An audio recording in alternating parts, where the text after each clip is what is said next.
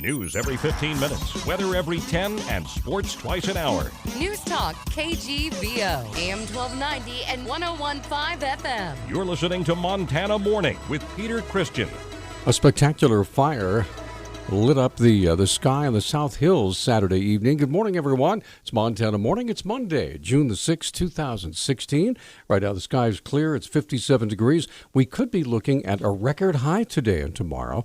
The highs both days, 93 degrees. Today's record was set in 1977, and tomorrow the record of 93 was set back in 1931. So we'll keep an eye on that for you. Right now, it's 57 degrees. Our newscast this morning, sponsored by Office Cities, celebrating 100 years in business this year. See them for your office supplies and office furniture needs, price match guarantee, and free next-day delivery. Dark plumes of smoke visible all over Missoula, and several vehicles ablaze brought a full response from the Missoula City Fire Department to Missoula's South Hills Saturday evening.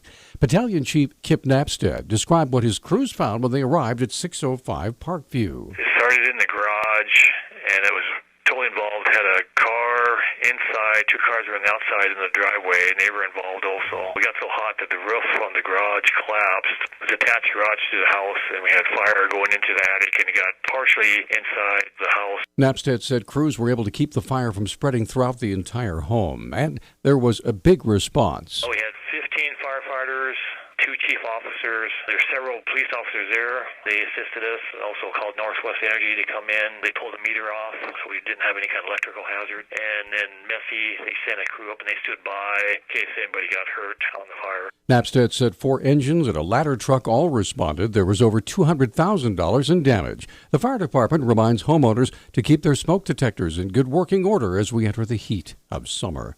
Neither the city nor the police officer who fatally shot a fleeing suspect is liable under a judge's ruling in a wrongful death lawsuit. The Billings Gazette reports attorney Brad Arndorfer filed the lawsuit on behalf of Daniel Brawley's wife and said whether to appeal is undecided. Billings police officer David Punt shot Brawley as the man fled in a police cruiser. A jury previously found Punt's actions were justified. Judge Don Malloy ruled in favor of Punt and the city in May, saying he thinks the case is best suited for a jury trial. Malloy ruled Punt qualified for immunity from civil liability. The ruling also said the lawsuit's municipal liability claim against the city lacked merit. It was a long weekend for Mineral County Sheriff Tom Bauer and Under Sheriff Mike Boone, who were left to patrol all of Mineral County alone, while the rest of the deputies were out on strike, picketing commissioners for higher wages and a long-term contract. Although the strike started last Monday, neither side filed for mediation until late Thursday when Teamsters Local 2 Representative Sean Fontaine said he finally submitted paperwork. We still don't have an agreement, so we're still officially on strike. We'll go to the table with the county and with the assistance of the mediator to try and get a deal done. But in the meantime, we will continue to picket.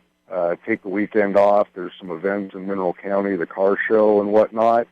And then we will be back out on Monday. There are only 2 union mediators in the state of Montana, so things may not move that quickly. Fontaine says he hopes mediation can begin tomorrow. We usually gather at the beginning in one room, and then we break out, and each party has their own separate room where we can meet privately with the mediator. And the mediator goes back and forth between the parties, acts as a neutral, kind of what could be called the voice of reason sometimes. I've heard it called that. Gives ideas to both sides and relays facts. Fontaine says as soon as mediation is completed, deputies will be back on patrol. That could be as early as Wednesday. A partial owner of Talon Energy Corporation, the operator and co-owner of Montana's Colstrip Power Plant, is seeking to buy the entire company for $1.8 billion. Talon spokesman Todd Martin said Friday the planned acquisition by the investment firm Riverstone Holdings will mean no immediate changes for Colstrip, whose future is already being questioned in a declining coal market and amid increasing regulations for coal-fired power plants. A Carbon County couple is suing the former county sheriff and current county attorney in a dispute over access to water. An attorney for the couple says officials violated the husband's constitutional rights after he was cited for trespass during a 2013 water dispute with a neighbor.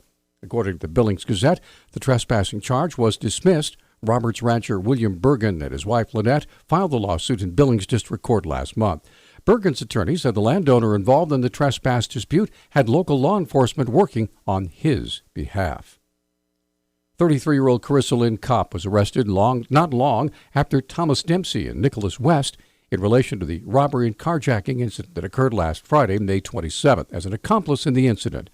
Media spokesperson for the FBI, Sandra Yee Barker, has details. A federal complaint was filed against Dempsey, West, and Carissa Kopp. Carissa Kopp is West's girlfriend, and Kopp admitted to being the driver during the Dino's robbery and to also being present when the men planned the crime.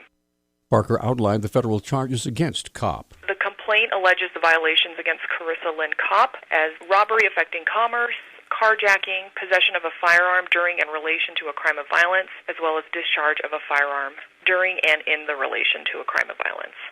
Kopp appeared before U.S. Magistrate Judge Jeremiah Lynch just after the appearances of Thomas Dempsey and Nicholas West last Tuesday.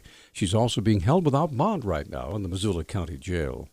Kalispell police have identified 2 suspects in connection with recent vandalism at the high school football stadium and the surrounding neighborhood.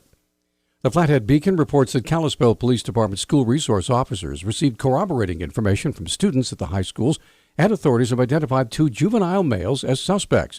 Because they are minors, their names have not been released. The Legends Stadium, where Flathead and Glacier High School's football and track and field teams compete, was vandalized last Tuesday, along with residential buildings, an elementary school, and at least 21 vehicles. All of the affected property was spray-painted. A church window was also broken and spray-painted nearby. Authorities are estimating the damage at over $3,000. 35-year-old Jeremiah Kendall's in the Missoula County Jail, held on $75,000 bond for multiple charges of partner or family member assault. Court records indicate that in the most recent assault that occurred June 2nd, the Libby man allegedly brandished a gun near his girlfriend while they shared a motel room on Expressway in Missoula, and then struck her, choked her, and elbowed her in the ribs, and also threatened to kill her if she reported the assault to anyone. The next morning, the motel staff saw her injuries and contacted police, at which point Kendall was arrested. Deputy Missoula County Attorney Andrew Paul explained to Judge Marie Anderson why he asked for such a high bail. Judge, we're asking that you set bail in the amount of $75,000, and the reason I'm asking for that is this is not just his 3rd PFMA, but it's his 4th. We don't understand why one of these priors wasn't a felony, but it was not charged that way. Paul said there were other reasons why the state felt the $75,000 bail was necessary. Further, there is a pending criminal matter in Libby.